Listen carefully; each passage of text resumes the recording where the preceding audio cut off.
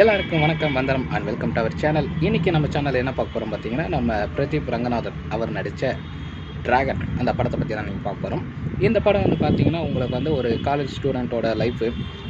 அவன் காலேஜில் படிக்கிறானா, அவனோட அந்த காலேஜ் லைஃப்பில் அவன் என்னென்ன சந்திக்கிறான், அந்த காலேஜை முடிச்சுட்டு போகிறானா, அது அப்படியே முடிச்சுட்டு போனதுக்கப்புறம் அவன் என்னென்ன வேலை பார்க்குறான் அப்படிங்கிற ஒரு லைஃப், ஒரு ஸ்டூடெண்ட்டோட லைஃப் எப்படி இருக்குமோ அந்த லைஃப்பை வந்து அப்படியே எடுத்திருக்காங்க.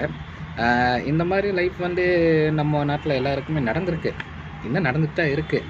ஸோ அதெல்லாம் நம்ம சொல்ல முடியாது.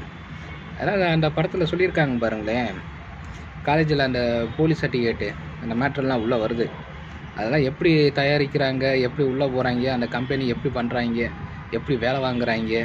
ஸோ இதெல்லாம் முடித்ததுக்கப்புறமா இவங்க மூலமாக யாருக்கு ஏதாவது பாதிப்பு வருதா அப்படிங்கிறதையும் காமிக்கிறாங்க.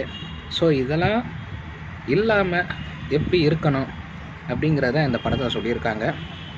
இந்த படம் வந்து மக்களுக்கு என்ன சொல்ல வருதுன்னா, நேர்மையாக இருங்க, நல்லா படிங்க, படித்தா மதிப்பு இருக்குது, நேர்மையாக இருந்தால் சந்தோஷமாக இருக்கலாம் அப்படிங்கிறத ஒரு கரெக்டாக சொல்லியிருக்காங்க.